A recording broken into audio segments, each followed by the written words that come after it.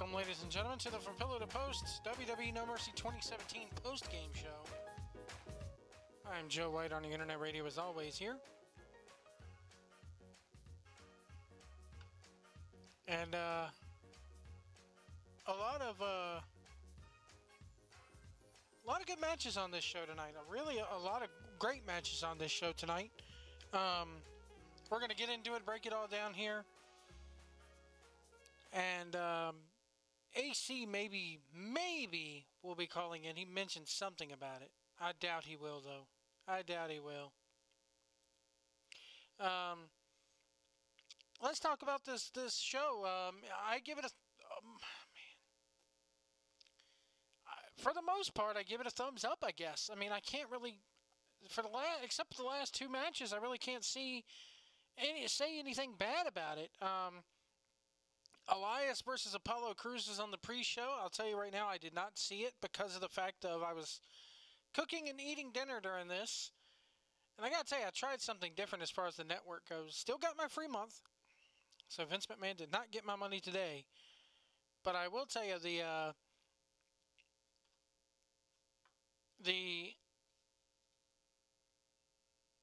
WWE Network, I will say I hooked the computer, the laptop, up to my TV via HDMI cord. So basically, it turns the TV into a computer monitor. I'm sure everybody's done that, before. But I will tell you that I had an Ethernet cord into the laptop. Normally, I watch it on my PlayStation 4. I didn't feel like lugging the PlayStation 4 upstairs this time, so I just took the Ethernet cord up there. I can't watch this network off Wi-Fi. It just doesn't work. I could be sitting right next to my router. It doesn't work, and I have 200 megabytes per second download speed. So it's not my internet. It's their app. It's their streaming service. But I did it. I was able to watch it with very few interruptions on the laptop tonight. So I think that's what I'll be doing from now on. Interesting to note, too, the free month deal, they don't ask you for your email address anymore. So it's not, they do, but they don't at the same time. It's like if you plug in the same phone number, I think they're doing it by phone number now. I don't know. Anybody get a confirmation on that? Help me out on that. That would be great. But yeah, No Mercy, Apollo Crews got beat by Elias. I would have liked to see Apollo Crews go over here just because of the simple fact that the Titus brand thing, I could see it becoming, because Titus does do a good job in that manager role. And I would love to see him become like have it become like a new Heenan family or something, but that's a little bit too much to hope for in WWE, I guess. So here we go. We're going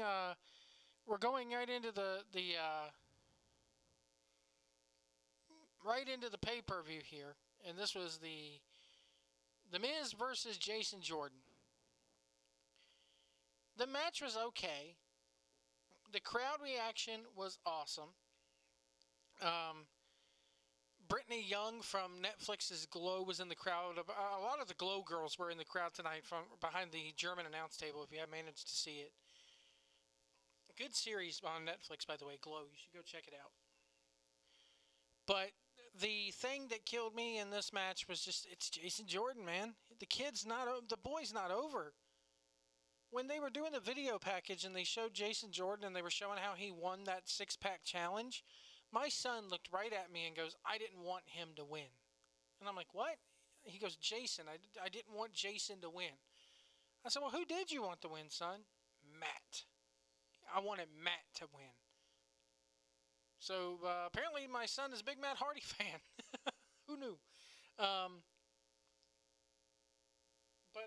I will say that it was cool to get an 8-year-old's input, because even an 8-year-old, kids say the darndest things. So it just goes to show you that Jason Jordan, no matter how hard they're trying, he's not over, man.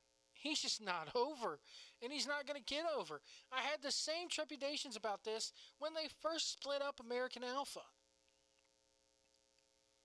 I had trepidations because it all goes back to NXT. This is the first time that NXT actually means something within WWE, only it's for the wrong thing. Think about it. Back in the day, Jason Jordan, when he first started in NXT as a single star, couldn't get over. They tried and tried and tried, gimmick after gimmick after gimmick, deal after deal, and it didn't work.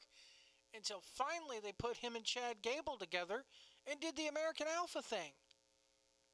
And the people accepted it. They got over. But now, Jason's back to being on his own, and it's just like I said it would be. It's exactly like I said it would be. Subscribe to the channel. Go back and look at the archives. I said it many a times on the Raw postgame show that we do here each and every Monday night. It is not getting over. He won't get over by himself. He just doesn't have it by himself. And then they did worse with the Kurt Angle son thing. It's just not working. It's not going to work, even with a shine from a guy like Kurt Angle, and it's the wrong type of shine. It's the wrong type of shine.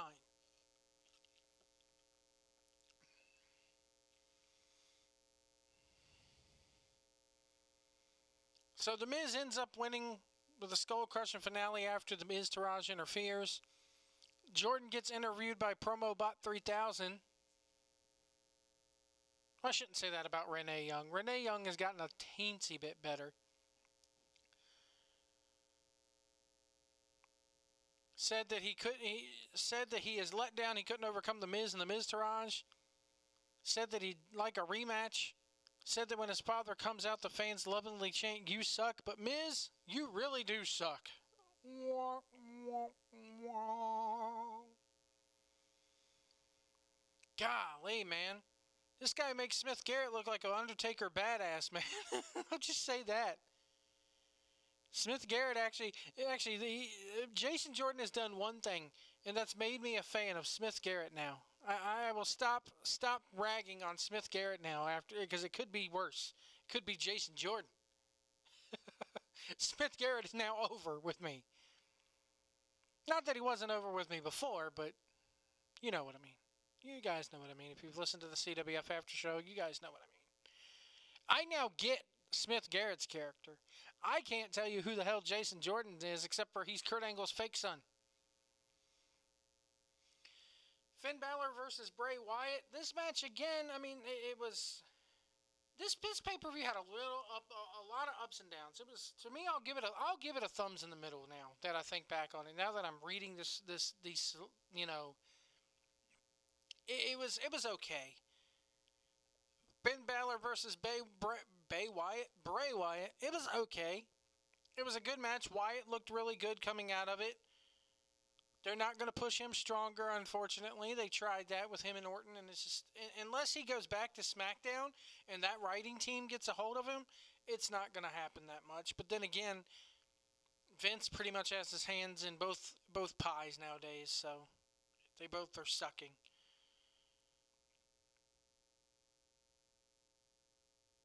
Balor did a good job as the babyface fighting out, you know, really good. It was an okay match. It wasn't. I think this is the best match that the two have had. It was really back and forth. I liked it. It was okay. I mean, it just wasn't the best thing on the show compared to the next two matches. Oh, my Lord.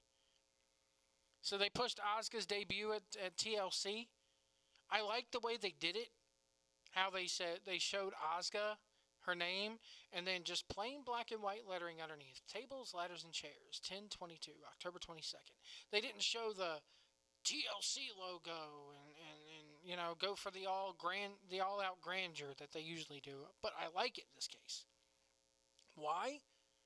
Because Asuka's a person that you can let her work speak for itself. You don't need the pyro and ballyhoo with her. Promo Bot 3000, the female version, a.k.a. Charlie Caruso, interviewed Sheamus and Cesaro. Good promo by these two guys. I actually like the promo here. I just wish they'd get rid of Promo Bot 3000. Raw Tag Team Championship match, Seth Rollins and Dean Ambrose versus The Bar, Cesaro and Sheamus. Really good match. Really excellent match. A lot of back and forth. The power bomb spot. I thought that should have been the finish, to be honest with you. I think, but then the finish of it was kind of a dud. But after that one false finish where they, you know, did the white noise and then he power bombed Rollins on top of Ambrose, that should have been it. They really didn't need to go past that, but they did. So I'll take some points off of it for that fact, but I'll still give it a thumbs up. I mean, if I don't give star ratings or point ratings, but this was a really good match. The finishes of it, I don't know what it was with the finishes tonight, but the finishes just came out of nowhere, so to speak, out of nowhere. And this was one of them. Other than that, though, very excellent match. And so far, the show was very entertaining. I got a shout out from Bobby Ventura. Is like, can you believe they still have this, and this to go? And I'm just like, yeah, the flow of the show has not been bad so far. I forgot the Cruiserweight match was even taking place on this show, but we'll get there. Alexa Bliss versus Sasha Banks versus Nia Jax versus Emma versus Bayley for the women's title, for the Raw women's title. This match was just a car crash, man, and it was everything a five-way match should be, especially the finish. The finish, though, again, with these rushed finishes, I like the finish, but I just wish they would have spread it out more and milked it a little bit more, and it just seemed like they got the go home from the ref, and it was bing, bing, bang, bang, boom. That was it, So it was a very entertaining match. I liked it. I liked all the pinfalls being broken up. I liked the telling, I liked, it did tell a story here. It really did tell a story. Just Nia Jax, man. I say it, and I'm going to keep saying it. I'm going to keep on saying it. I'm going to keep saying it. In that, that damn ring gear she wears, man. That damn ring gear. Joe G in the chat room says, good show. Thank you. I don't know if you're talking about us or if you're talking about the pay-per-view. Both were okay. Both were okay, I think. I like to think we're a damn good show. Tonight, very, very I want to give it a thumbs in the middle just because the way it started and the way it ended. Everything else in between, like the meat of the sandwich, if you had to make this pay-per-view into a sandwich, the middle of the sandwich, very good. The two pieces of bread, meh. Bayley hits a DDT, or Alexa hits a DDT on Bayley for the win. It's just Nia Jax with that freaking ring gear, man. You see pictures of her in swimsuits and in regular street clothes. And she's damn it. I mean, not that she ain't beautiful in the ring gear, but she's fucking killer in when she's wearing street clothes. And then she puts on that damn sausage suit, and it just makes her sound like, or makes her look like she's gained 30 pounds. I just can't help but say that, man. And I know it's 2017, and I'm Joe. You're not supposed to say that. It's insensitive. And I know, Joe, who are you to call anybody fat? Meh. Yeah, you're right. But when somebody looks sexy as fuck out of their ring gear in a fucking swimsuit, no less, goddamn, it's always distracting. It's always distracting. It is always distracting with her. It takes away from the fact that she's a badass, and it just makes her look fat. I'm sorry, there's no other way to put it. There is no other way to put that.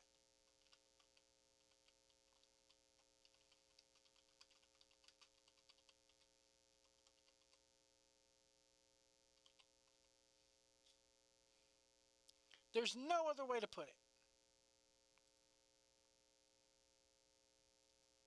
I'm going to put the phone number up here and open up the phone lines. Call in if you wish to give us your opinion on the show.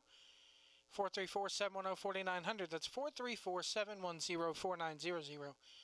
Got to tell you guys that if you're calling from a landline and you have one of those old school rotary dialers, you know the deal. Anyway. So then we got Roman Reigns versus John Cena, and everybody's throwing babies in the air and booing and killing puppies and everybody in this crowd, and I expected more out of this crowd. I expected way more out of this crowd. Los Angeles, you're typically such a smarky crowd.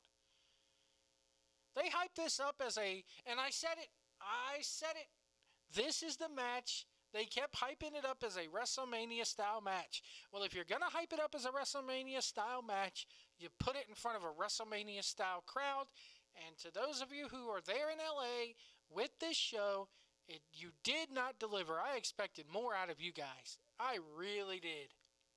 The Smarks did not come out in full force tonight. They booed the hell out of Roman Reigns and they cheered the hell out of John Cena in this one.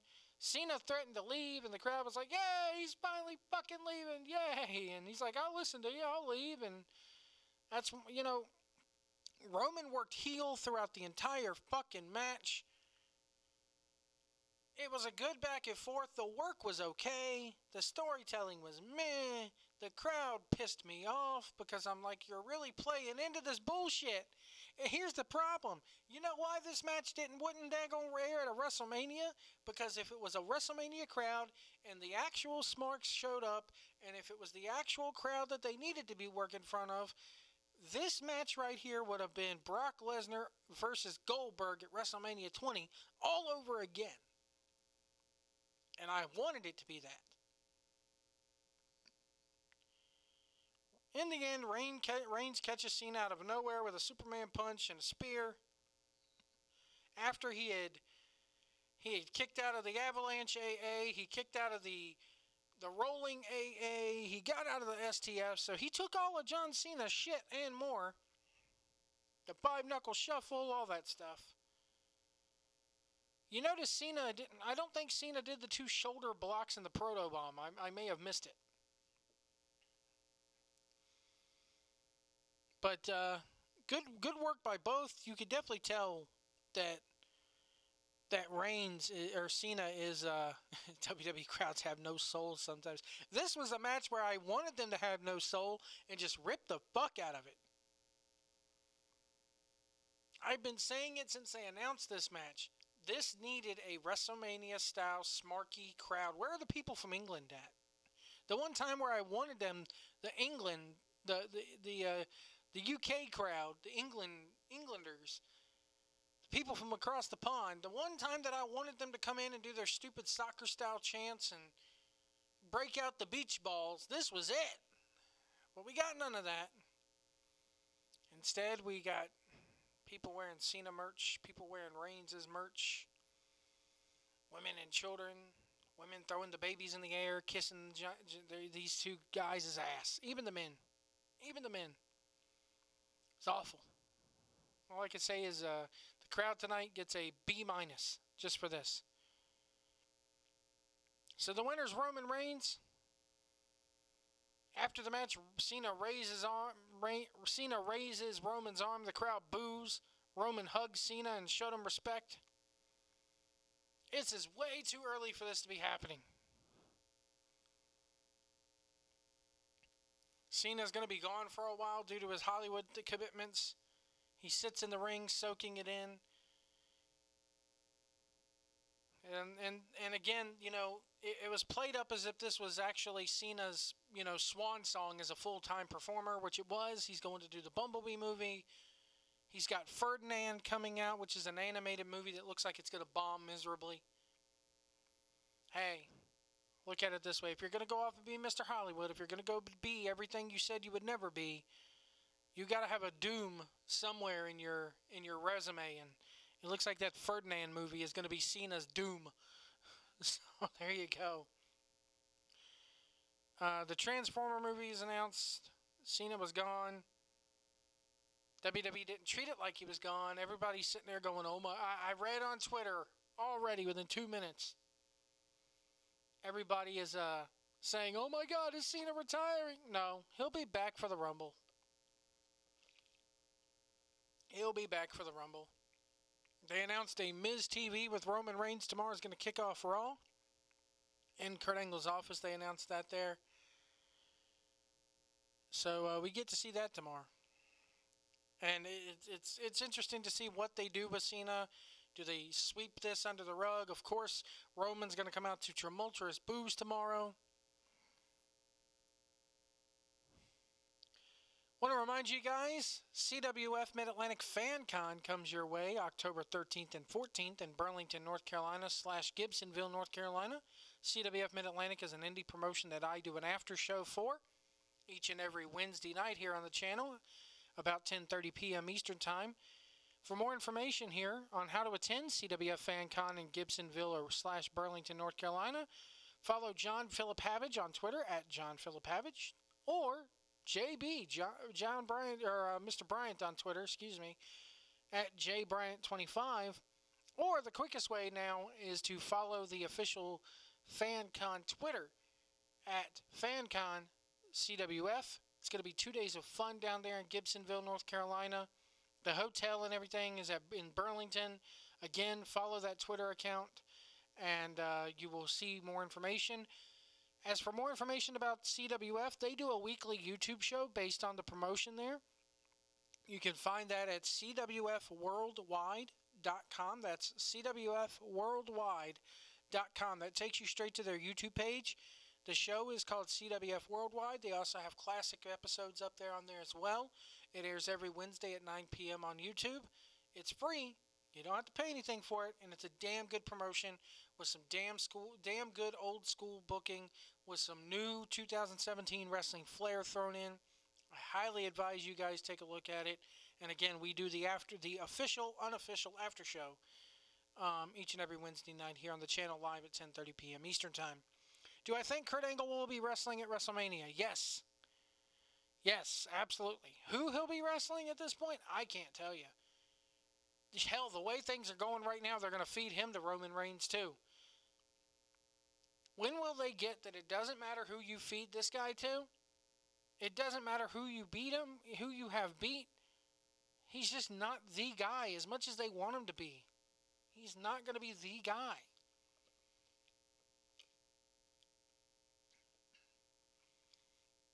WWE wants shit. I mean, the fans, I've been saying this all along. Anytime WWE is responsible for the push, it doesn't get over. But when the fans are responsible for the push, it's over.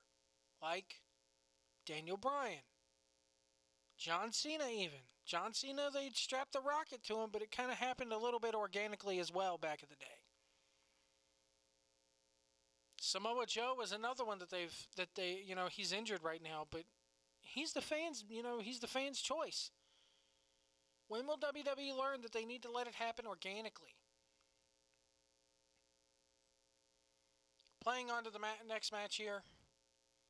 It was this cruiserweight match. Oh my God. This is another one where the crowd pissed me off. It ends with a low blow by Enzo. Enzo brings the title belt into the ring.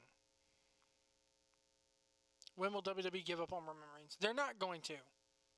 Not as long as he elicits some type of reaction. Because even when you boo him, McMahon's still in the back going, "Goddamn, pal, we got him." You know? Now, if they want a reaction, if people want to really give up on him, I was out of commission on YouTube for about I was out of commission here for about 2 weeks, man. It was rough. It was rough. Anyway, glad to be back. It's just that anytime, the best thing that people can do if you hate Roman Reigns and you don't want to see him pushed, the best thing you can do is say nothing when he comes out. Make it to where they can hear a fucking pin drop over his music when he comes out. I would say stand up and turn your backs on him, like they did with Hogan back in TNA back in 2010. But that's even a reaction. Or better yet, just don't go to any shows that he's booked on.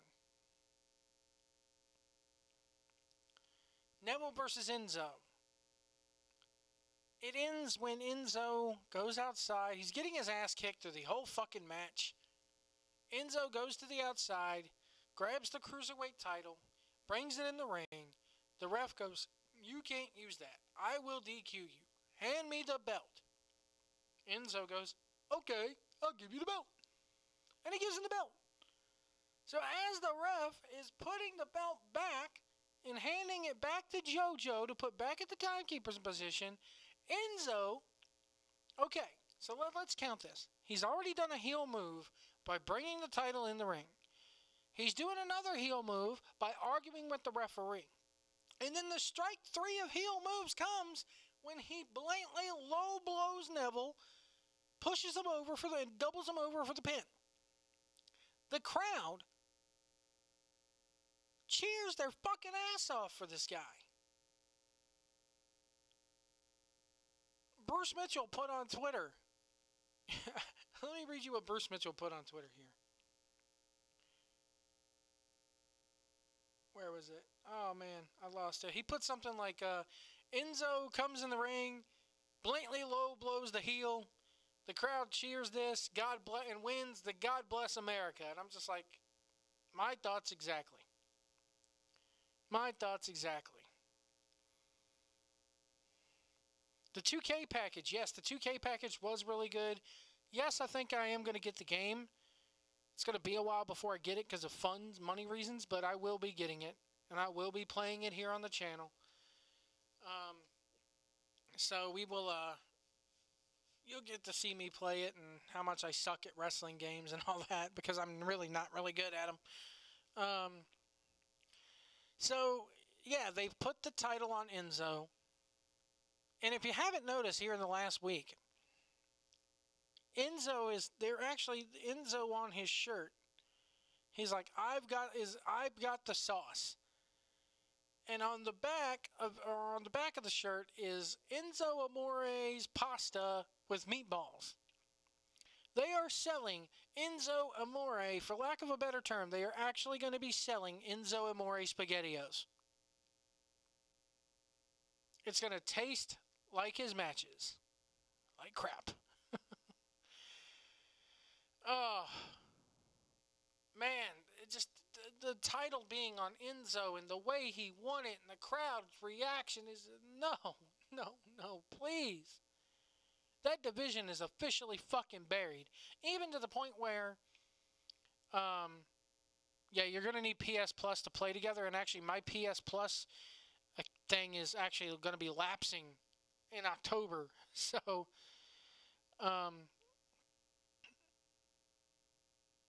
it was like that with certain games on PS3. It actually was. When Grand Theft Auto 5 and all these first-person shooters, the Call of Duty and stuff, late in the PS3's lifetime, Sony finally got smart and was like, let's charge them to get online. So you did have to do that. With, even to play, I think even to play, like, Metal Gear Online for a PS3, you needed to do that. Enzo really believes his hype. I just saw the post show. Oh my, yeah, that's the thing. That's what gets him heat backstage. That's what gets him heat backstage. Is that what you see on TV is what you get backstage. He really believes his own shit. And it was good down in NXT. It was worth it down in NXT, and it was okay for a while. But my God. Like his promo before the match. Jeez. So, I haven't seen the Raw talk yet. I'm going to have to go back and watch it, I guess. So then we have Lesnar versus Strowman. I like the match itself. I like the fact that Brock bumped his ass off for Strowman. He made Strowman look like $1 million, but that all went away with this finish. Again, another shitty finish that just seemed out of nowhere. Here it is. Braun is popping up out of Germans. He's fucking running Lesnar around like a rag doll. Lesnar kicked out of his Braun's finish, I think, twice. But yet one F5 puts this man down. The ending is really sudden. And like I'm reading here, Mike Johnson even says it took some of Braun's credibility with it. It was fine early, may have been too short. You really couldn't follow the undercard. Braun looked really strong really early. Lesnar just seemed to be present. Yeah, Lesnar bumped his ass off for Brock. Give him some credit. Here's a guy who does not have to sell a fucking thing if he really doesn't want to. Match of the night. Bar versus Shield. Match of the night for me. Fatal five way is a close second, but I like the match, and just the finishes. The finish of the bar shield match was crappy. The finish of the five way, out of nowhere, crappy.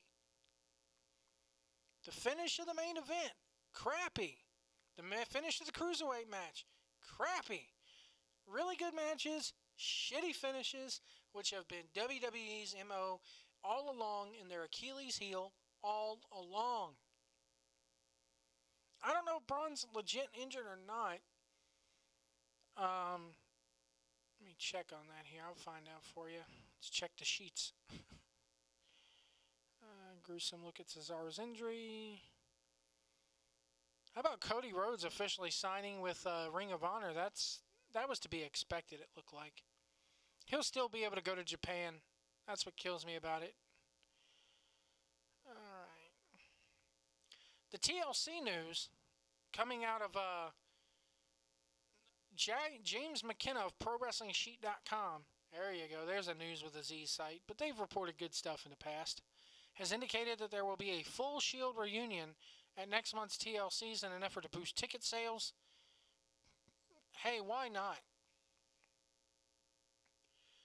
Why not? But the thing is, who are they going to be up against? The Bar and who else? Why do they need to get back together? I want to see it just as more as the next guy, but you really can't, you really can't oh my God. So, NoDQ.com owner Aaron Rift was at the pay-per-view, and he was live tweeting. Someone attempted to bring a beach ball, but it never got out of there. Because he has a picture of a guy sitting 2 seats over him having a beach ball. Glad we didn't see that tonight. Except during the Cena Roman match. If there was ever a fucking match where I wanted to see a beach ball and I just wanted to see a really smarky ass crowd, that was it. Lesnar retains the title. Huge disappointment. The crowd chants for tables. Yeah, why were they chanting for tables during that? They got that during that damn 6-pack challenge last month.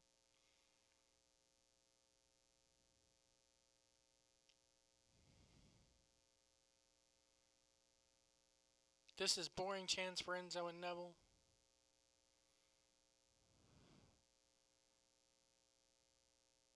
So, he's the guy whether people like it or not.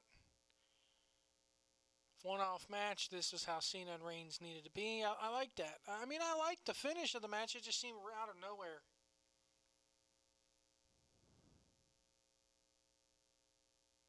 So,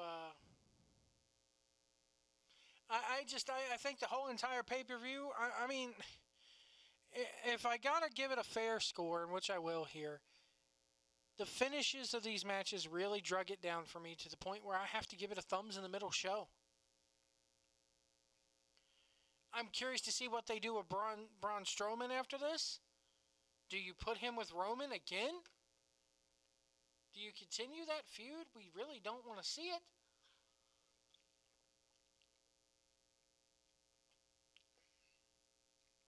But getting back to Cody here, I'm really glad Cody finally has settled down to a place. Because it almost became like if Cody isn't on your indie don't matter. That's what it was getting to be like, I think. He was doing Northeast Wrestling. He was doing PWG. He was doing, he was doing everything except CWF at Shikara, it seemed like. He was down there in Wrestle Circus, having good matches for them. But I think he needs to settle down, take his money, work light. He's earned it. He's really earned it.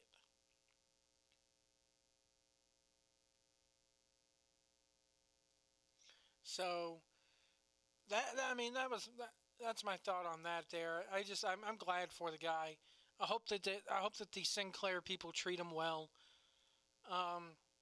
Jeff Hardy is dealing with a bad shoulder injury and might need to have surgery.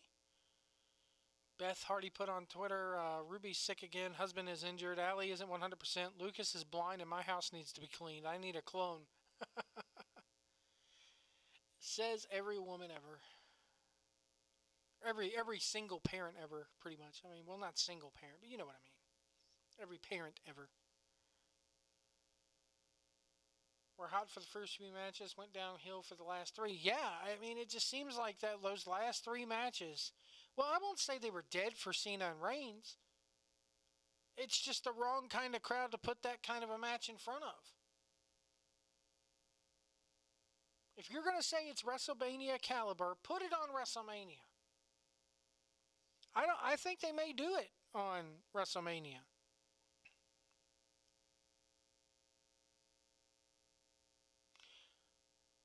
All pro wrestling event last night in California.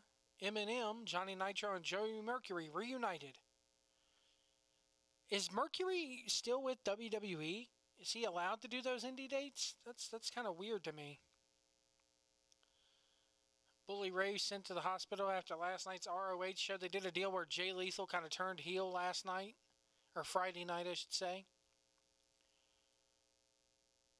It's kind of weird to see that. I mean, if there was ever a team that WWE could get a hold of and squander, it'd be the Briscoes. I remember a couple years ago, everybody's like, oh, the Briscoes going to WWE. So I don't think they are going. I really don't think they're ever going to WWE. Just like I don't think the Young Bucks are ever going to WWE. So that's pretty much going to do it here for tonight for this show. I want to thank you guys so much for tuning in tonight. Hit the like button. Hit that subscribe button. Hit the share button. Please share our stuff out there. The more you share us and the more you put us over, the more we appreciate you and the bigger we'll get. My goal is to reach between Twitter and Instagram, so follow us on Twitter. You can also find me on Instagram. I believe it is at @from_pillar to post. Let me make sure that's right. I'm still new to Instagram. Not too sure how the Instagram thing works yet. We'll figure it out. So yeah, it is @from_pillar to post. So there you go. And you can connect with us there. Twitter as well. We're trying to reach enough followers to get ourselves on Pro Wrestling Tees. That's my goal. I want to have that happen. I would love to see that happen by this time next year. So hit the like button, hit the subscribe button, give us a follow everywhere. And thank you guys so much for watching tonight. We'll see you tomorrow night for the Monday Night Raw review. And take care, everybody. Have a good night.